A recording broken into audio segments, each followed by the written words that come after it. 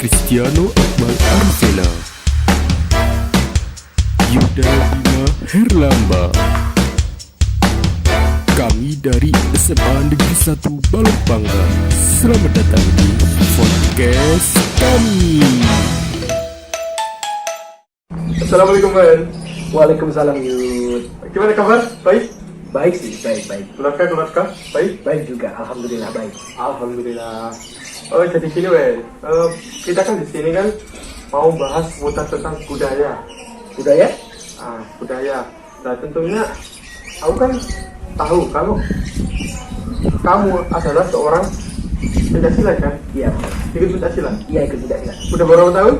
Untuk pencaksilat sendiri saya sudah ikut sekitar 5-6 tahunan. Oh, berarti boleh dong kita sering-sering tentang pencaksilat itu sendiri. Boleh. Kalau boleh tahu, asal usul pencaksilat itu dari mana sih? Kenapa kok ada pencaksilat? Gitu loh. Dari asal usul pencaksilat sendiri, dulu pencaksilat itu berkembang dan tumbuh di dua daerah atau dua wilayah. Ya, Kalau yang saya ketahui juga, yaitu dua daerah itu antara lain antara Cimande dan juga Minangkabau. Dan di Minangkabau sendiri itu adalah dikenal dengan mengenai pencaksilat yang mengedepankan ilmu gerak kaki. Ya. Sementara yang Cimande ini, cara Cimande ini yaitu suatu gerak silat yang mengedepankan suatu gerakan tangan. Gerakan tangan. Ya. Tapi kalau dilihat di zaman modernisasi sekarang kan, kalau pencaksilat kan gerakannya kan udah ada kaki, ada tangan. Itu apakah dulu itu ada saling kontribusi, kolaborasi gabung atau gimana?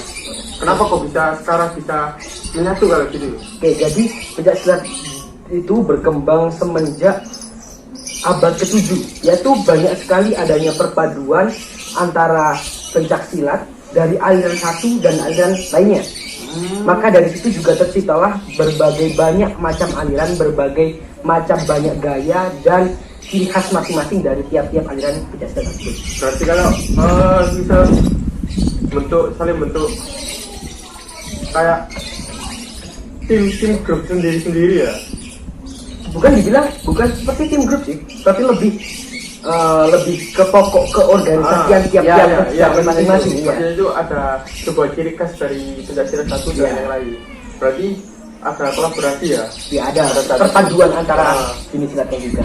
Terus kan aku pernah baca artikel nih, katanya UNESCO itu sudah menetapkan bahwa pencaksilat itu adalah budaya non benda. Budaya non benda. Ya. Oke, jadi pada waktu itu tepatnya UNESCO yang pernah saya baca juga dan juga pernah saya ketahui, UNESCO itu menetapkan pencaksilat sebagai budaya non benda pada tepat tanggal 11 Desember 2019 kalau nggak salah sih.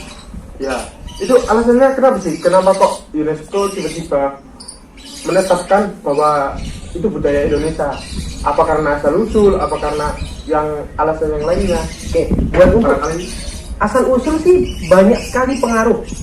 Untuk beberapa faktor juga mendorong terjadinya UNESCO untuk menetapkan pencaksilat sebagai budaya non benda dan mengakui pencaksilat sebagai budaya non benda untuk Indonesia. Ya.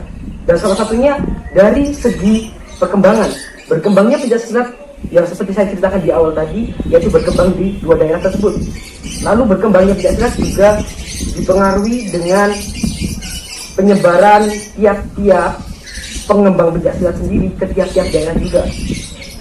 Banyak juga, kalau juga kamu ketahui Yud, pencaksilat itu juga menyebar bukan hanya di Indonesia, tapi juga internasional. Tapi mengapa pencaksilat itu menjadi budaya non benda Indonesia? Karena memang sumber, yaitu bahkan juga induk pencaksilat terbesar sendiri ada di Indonesia. Oh iya, berarti bisa dibilang itu dari asal usul Dan juga sejarah. Sejarahnya berarti ya. Oke. Dan aku juga tahu yang tahun 2019 prestasi yang diraih banyak sekali pencaksilat. Jadi kalau menurutku wajar lah dibilang non benda budayanya kita, karena sejatinya itu berdiri di negara kita dan berkembang juga di negara kita, terus ngalir ke negara yang lainnya. Terus aku minta pendapatmu deh tentang pandangan masyarakat sekitar. pada masyarakat sekitar Ya.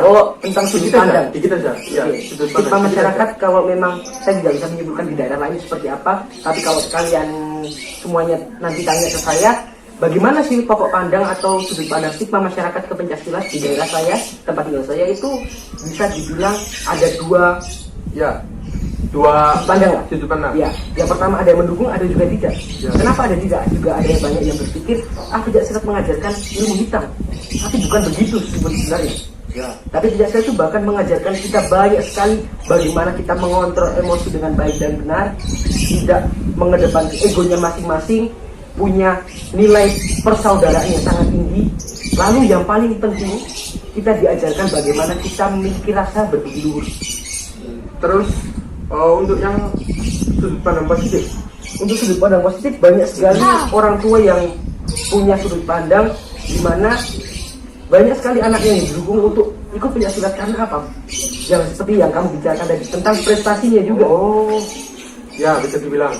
Dan satu hal yang paling penting, Pencaksilat juga bisa dijadikan sebuah wadah untuk mendidik karakter anak.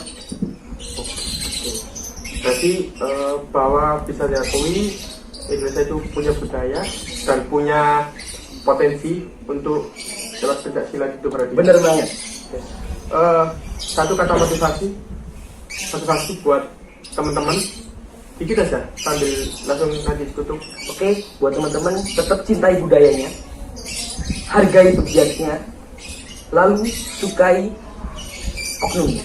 Terima kasih. Oke, itu pesan dari Mas Aven. Jangan lupakan terutama juga buat saya sendiri juga. Oke, sekian saya tutup. Wassalamualaikum warahmatullahi wabarakatuh.